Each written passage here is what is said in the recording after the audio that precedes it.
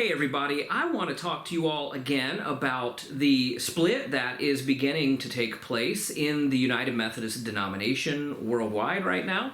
And I want to address today the most commonly asked question. This question has been asked of me. I've seen it asked in person. I've seen it asked online.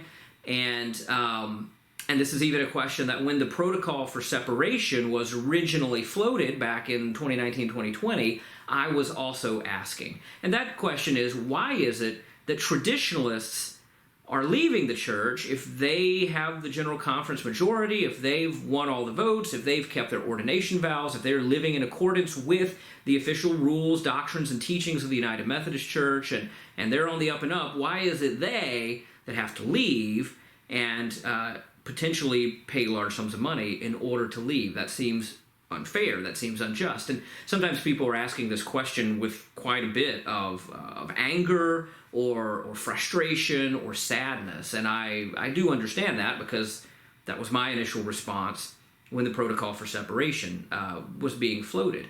And so I want to address that hopefully briefly. And if you don't know what I'm talking about or really what's going on with the split, I did post a video on April the 1st of this year. You can go back and watch that. It's by far and away the most viewed video on this channel. And it's a long video that sort of goes through the history and the issues, and I try to present as best I may a kind of a broad overview without being real polemical or anything. So if you want to go learn more about what's going on in the United Methodist Church, you can check out that video. But suffice it to say, we have come to the point where even though the traditional majority of the church has won all the votes at General Conference to continuously reaffirm and uphold the traditional classic teachings on marriage, the definition of marriage, one man, one woman, on forbidding same-gender weddings within our churches, or pastors who are living in a sexually active same-sex relationship from serving as clergy. The traditionalists, every time those issues have come up for a vote at General Conference, the traditionalists have had the votes, and they've reaffirmed the classic and ancient and consensual teaching of the church that is rooted in the New Testament itself. And so what people are asking is, why is it, if traditionalists are keeping their ordination vows, if traditionalists have the majority, if traditionalists, are the ones who are upholding the church teaching and church law, if traditionalists are basically, playing by the rules, why is it that traditionalists have to leave?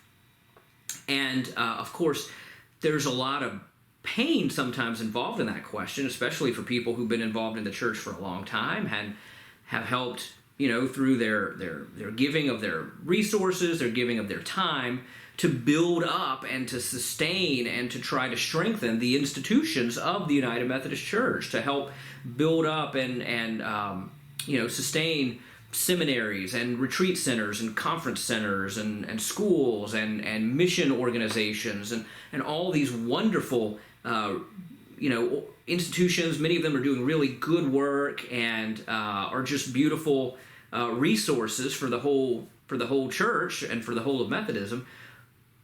If we've invested into all these things, why are we going to leave all these things behind if we're the ones who are not breaking the rules, right? That's the way it's kind of being presented, right, by traditionalists. So the 2019 General Conference, which was the last General Conference that we held, reaffirmed the traditional teachings, and it attempted to put in place more robust, you might say harsh, disciplinary measures to try to really enforce church teaching, because there were clergy, there were pastors, there were bishops who, despite their ordination vows to uphold the discipline, were, basically just casting it aside, rejecting it, refusing to live in accordance with what they agreed to in their ordination vows, and bishops who were saying quite openly, we're not going to enforce it, we're not going to have disciplinary hearings, we don't believe these rules are just, and so we, as a matter of conscience, we're not going to enforce them. So the 2019 General Conference was trying to deal with that by putting in place like mandatory minimum sentencing and excuse me, other measures that were designed to put more kind of options on the table for disciplining clergy. I think clergy pensions or bishops' pensions were potentially at risk if they broke discipline and things like that had not been tried before. And with the enhanced disciplinary measures, you might call them, the progressives did call them, harsh and things like that. But with these enhanced disciplinary measures also came the clause allowing churches to pay their unfunded pension liability and leave and keep their property.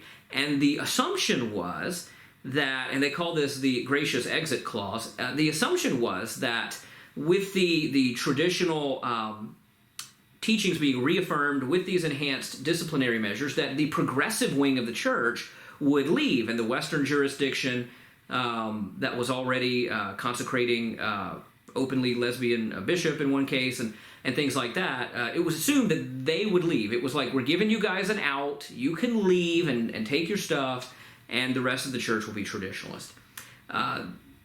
What happened after the 2019 General Conference was that leaders within the Western jurisdiction and other parts of the church that have a more progressive bent culturally and among the leaders and the clergy, one of the leaders came out and said, we are not leaving. And so the progressives dug in their heels and said, we're not going to leave. And for the progressives, this was sort of a viewed through the framing of a civil rights issue and a justice issue, and they were not going to leave. So the traditional, the rest of the church, the traditional wing, you might call it, or majority, was faced with a couple of options.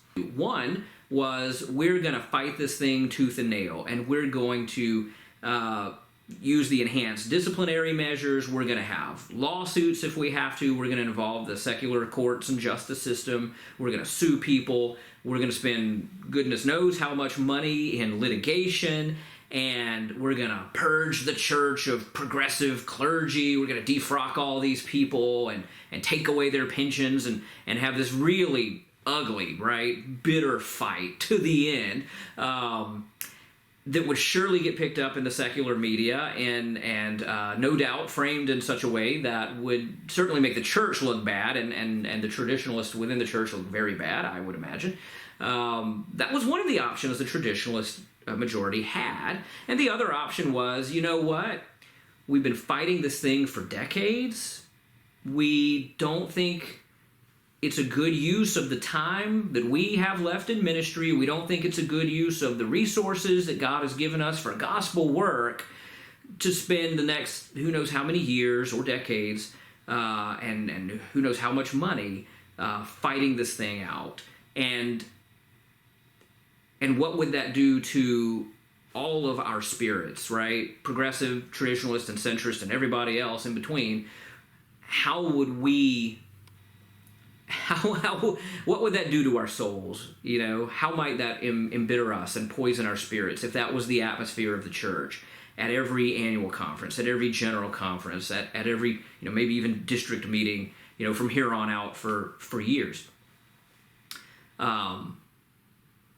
So the other option was to leave and to invest our time that we have in ministry, to invest our resources and our volunteer hours and everything in building up new institutions and in creating new seminaries and new retreat centers and new mission agencies and new denominational structures that would hopefully have better safeguards built in to prevent this kind of thing from happening again, or if it does happen, to prevent local churches from getting stuck in a denomination that they no longer feel actually represents them. And so basically the traditionalist leadership, the people who were really, doing the organizing and making the meetings happen and getting the caucus groups together and all that sort of stuff, there's, both in the progressive and traditionalist and centrist and other camps, there are, they're the go-to people, they're the leaders, and everybody understands that those are the leaders. Those people basically said, we're done. We're tired of fighting about this. We don't want to escalate to kind of take this fight to the next level and involve the courts and everything. So we're done. We're leaving. And, I know some people will say that the traditionalists are just being impatient and that sort of thing. And but it really was kind of a weariness with fighting this thing. And so fighting over this has taken time and attention away from more important gospel work, I would say. And I think the traditionalist leadership basically came to the same conclusion. It is a painful thing, it's a difficult thing, but we can either fight, we can look back and have anger and regret, or we can move forward and do something new. And so that's the short version of why the traditionalists are choosing, in some cases, to leave. There's this question, why is it that so many traditionalists are leaving now instead of waiting for the next General Conference? And I think it basically boils down to the issue of uncertainty. That is, we know, and it varies from one conference to another, but we know basically what the terms of leaving now are. Most of the conferences have kind of worked out, what you're going to have to pay if you're going to leave. Some conferences are adding more and more requirements. The conference I'm in, Louisiana, it does not have as many requirements stacked on top of to the bare minimum, which is your unfunded pension liability and I believe 1 year worth of apportionments.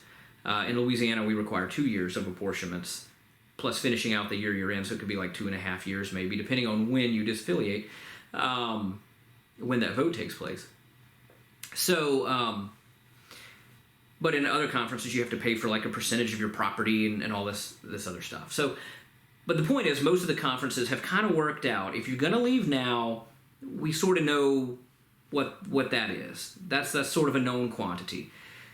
The uncertainty is, yes, if we wait for General Conference, there probably will still be a traditional majority. And if they're organized,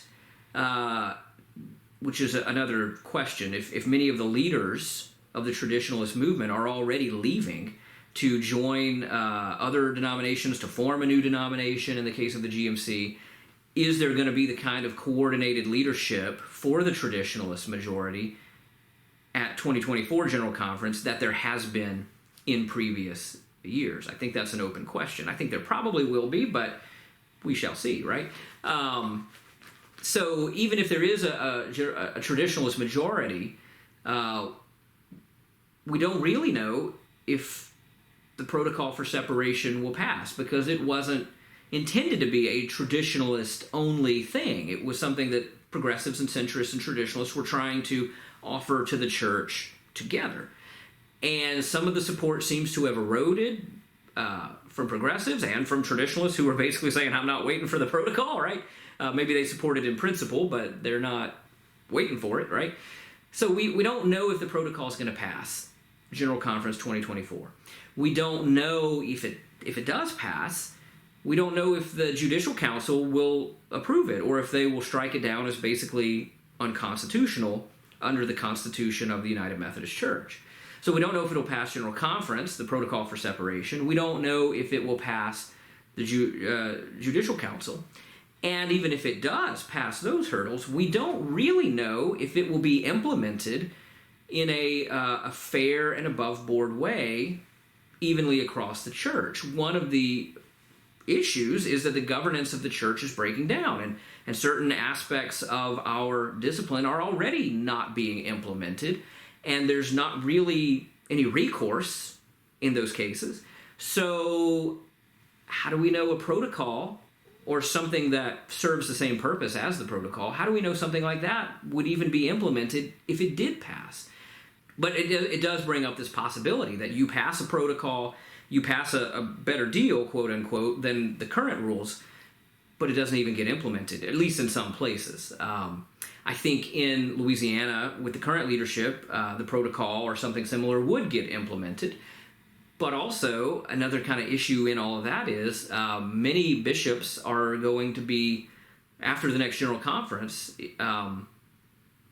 if not sooner in some cases, many bishops are going to be either retiring or moving to different episcopal areas.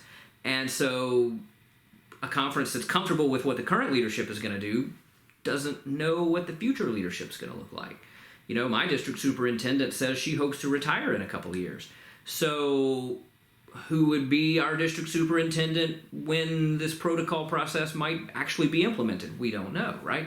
So there's another layer of uncertainty. We don't know if the protocol is going to pass. We don't know if it's going to pass judicial council. We don't know if it's going to be implemented. We don't really know who the leaders will be responsible for implementing it, because it, in many cases, won't be the people who are currently our leaders. In some cases it will, depending on, you know, when they got their bishop or whatever. So there's a lot of uncertainty involved in waiting for the next General Conference.